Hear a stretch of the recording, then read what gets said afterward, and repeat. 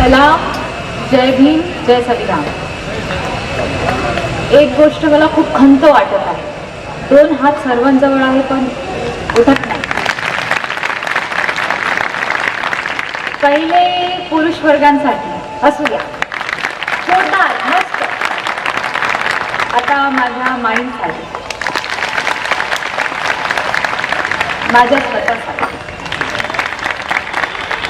एक विचार येत असेल की इथे उभी झालेली मुलगी आज कोण आणि कोणामुळे झालेली आहे, असा विचार आलाच असेल. आणि हा विचार येणं साहजिक आहे आणि हा विचार यायलाच पाहिजे प्रत्येक वडील वर्गांना आणि प्रत्येक आईंना. आज मी पण कोणाची मुलगी आहे, तुम्ही प्रेरणा घ्या. अशी प्रेरणा घ्या की उद्या जाऊन 2 वर्षानंतर 3 वर्षानंतर तुमची मुलगी सुद्धा इथेच उभी राहिली पाहिजे. आणि समता पर्व आहे, मी एक रूल सांगते की प्रत्येक वर्ष हा प्रोग्राम होते तर प्रत्येक वर्षी आपल्या गावामधली एक सुशिक्षित मुलगी स्टेजवर बसली पाहिजे. कोर्टाच्या माईकची सवय आहे स्लो बोलायची, कारण मी एकदम वक्ती नाही आहे. तुम्हाला इथे फक्त हे सांगायला नाही आली आहे की संविधान काय आहे. संविधान काय आहे प्रत्येकाला माहितीच राहायला पाहिजे. आज मी इथे उभी आहे माझ्या आई वडिलांमुळे, संविधानामुळे आणि बाबासाहेबांमुळेच. आपल्या महाराष्ट्राची खूप मोठी हिस्ट्री आहे, संतांचा वारसा हा आहे. इथे दिग्गज संत होऊन गेले. आम्ही फक्त त्यांना पुस्तकमध्ये वाचतो की हा पुस्तकमध्ये ह्या संतांनी हे सांगितलं, शिवाजी महाराजांनी हे केलं, या महाराजांनी ते केलं, तुकोजी महाराजांनी हे केलं, शाहू महाराजांनी हे केलं. पण त्यांची विचारधारणा आम्ही कधी आत्मसात केली आहे का हे स्वतःची प्रश्न विचारा हा प्रश्न. आणि मला एक गोष्ट आठवते, बाबासाहेब म्हणतात मला तुम्ही साजरं कसा करावं.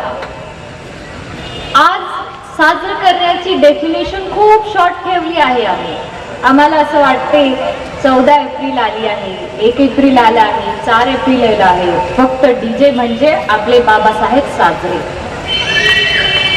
पण बाबासाहेबांनी हे नाही सांगितलं की तुम्ही मला असे साजरं करा. तुम्ही साहेबांच्या विचारांना आत्मसात करा, तेच खूप मोठा फेस्टिवल होईल असं मला वाटतं.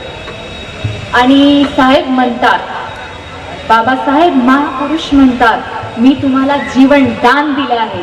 मी संविधानाला फक्त संविधान म्हणत नाही, मी संविधानाला म्हणते संविधान हे एक जीवन दान आहे. हा जीवन दान गोष्ट खरी आहे म्हणून नाही केली. 2 मिनिटं कोलाडने ते इथले लोक खूपच मस्त आहे, खूपच छान आहे.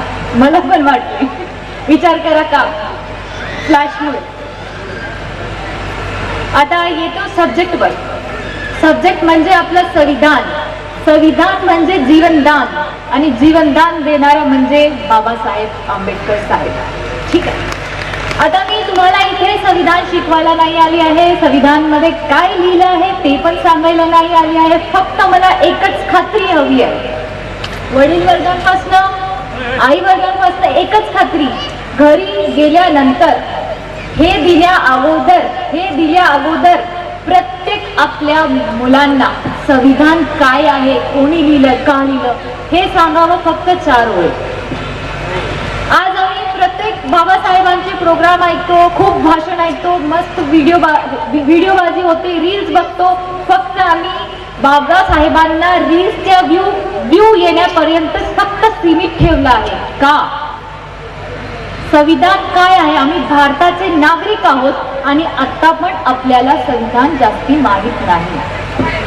साहेबांनी म्हटलं, काय म्हटलं, एक नारा आम्ही खूप बघितला आहे की शिका, संघटित व्हा आणि संघर्ष करा. पण आज आम्ही फक्त संघटित होऊन संघर्षच करत आहोत पण शिक्षित नाही. का बरं? साहेबांनी जे जे म्हटलं आम्ही आत्मसात केलं आहे, पण शिक्षण काय आहे हे आम्ही आत्मसात नाही केलं आहे. का नाही केलं आहे? कारण आम्ही वंचित आहोत. वंचित का आहोत? कारण आम्ही संविधान नाही वाचलं आहे.